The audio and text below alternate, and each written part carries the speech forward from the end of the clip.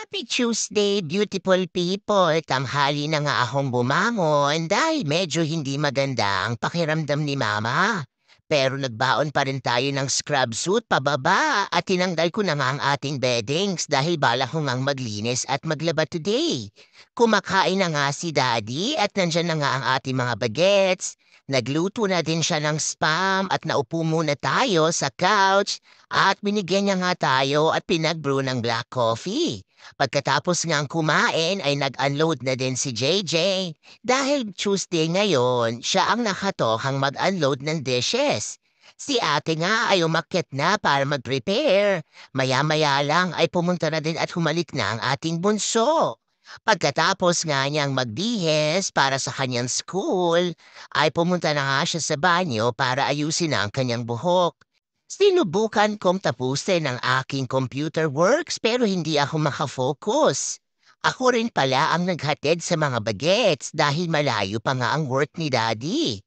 Pagkahatid ko sa kanila ay pumunta muna ako sa store at kung napapansin nyo nga, doble ang jacket ni Mama at nakabonet pa dahil medyo malamig din today. Pumunta nga ako sa Giant at ayan na nga nakalagay dyan ay coffee time daw from Starbucks. Kumuha rin tayo ng kanilang newspaper for today at tingnan nyo naman ito.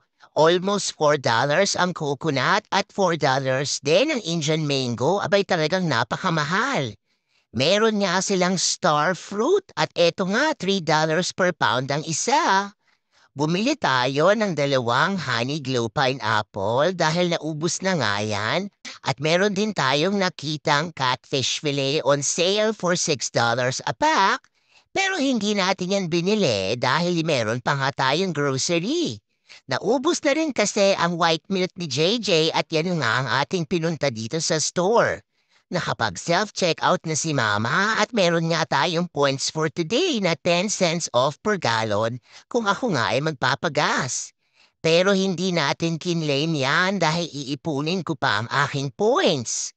Pagkatapos nga sa Giant ay naisipan ko muna ang pumunta sa Panera Bread dahil ngayon nga ay Tuesday. Meron silang promo na Baker's Dozen at $8.99 lang yan for 13 pieces. Paborito rin ito ng ating mga bagets at umorder nga tayo ng cinnamon crunch at pinaslice ko na din. Dito nga rin ay self-checkout at habang nag-aantay ay for the video muna tayo ng napaka-tempting at napakasasarap na mga baked goods na ito. Talaga namang masisira ang diet mo kapag ikaw ay nandito sa lugar ni Uncle Sam dahil ang sasarap na mga pagkain. Pagkatapos nga sa Panera ay nag-drive na tayo pa uwi dahil medyo hindi pa rin maganda ang ating pakiramdam. Hindi na nga rin ako nag-work today at bukas nga ay nag-full load ako ng aking schedule.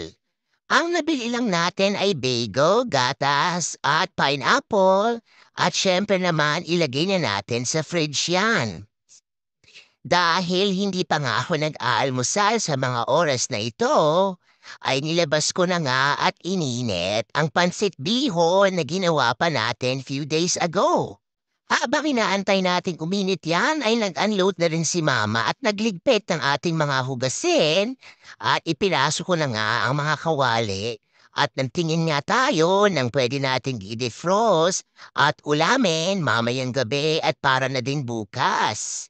Nilinis ko nga ang ating freezer at nakita ko nga itong mga dried fish na ito at pinagsama ko na nga ang dalawang fish sa isang Ziploc bag. Bigay nga ito ni Nanay Encar at galing pa yan sa Pilipinas. Pagkatapos nga ay dumiretso na din tayo at naglaba ng ating mga beddings. Kapag talagang medyo masama ang aking pakiramdam at pakiramdam ko ay bahing ako ng bahing, ay sinisigurado kong labahan kaagad ang ating mga sapin sa kama at dito nga sa couch. Dahil hindi rin ako pumasok today, sinigurado ni Mama na maging productive ang ating araw at sineparate ko na nga ang whites at decolor. Tapos na nga ang uminit ang ating pansit at eto na nga si Mama nag-aalmusal. Sa mga oras na yan ay 9:30 na nga ng umaga.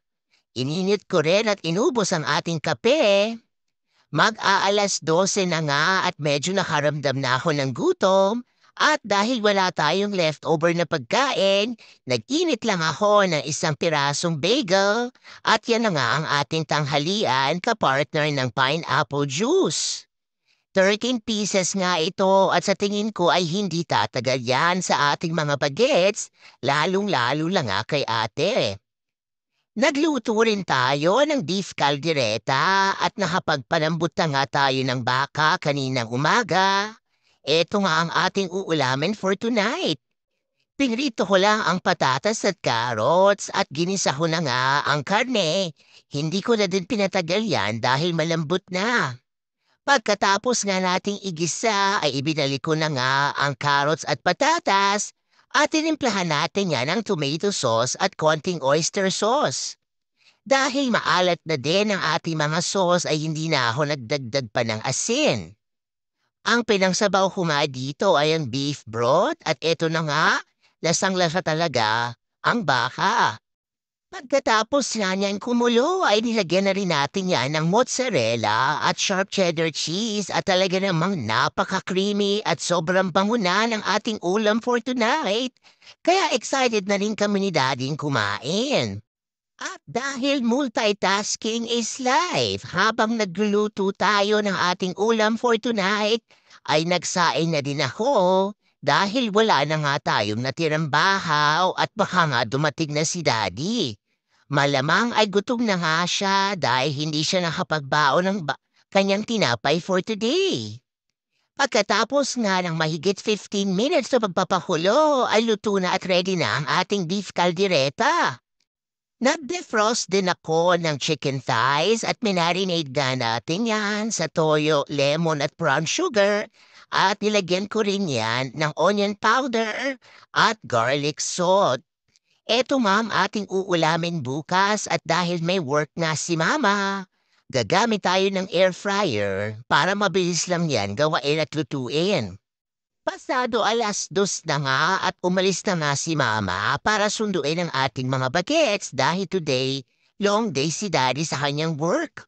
Una na ngang dumating si JJ at sumunod na nga ang kanyang ate at umuwi na nga tayo sa bahay. Hindi rin nagtagal ay umuwi na rin si Daddy at kumain na nga siya ng kanyang early dinner at nasarapan talaga at binigyan tayo ng thumbs up para sa ating kaldereta. Dahil nalabahan na natin ang sapin ng ating couch, inilagay na yan ni Mama at syempre pa tiniklop na rin natin ang iba pa nating blanket at nag-disinfect ulit tayo ng buong bahay para naman mamatay ang mga germs. Talaga namang busy pa rin ang inyong mama kahit na nga stay at home tayo today. Pero okay na okay lang yan dahil marami naman tayong na-accomplish for today's video and content nga. At sa mga oras na to ay ready na kaming kumain ng hapunan ni JJ.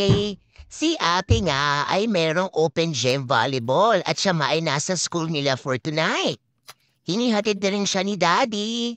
Yan lang muna for today's video. Remember, every guessing is always a blessing. God bless everyone.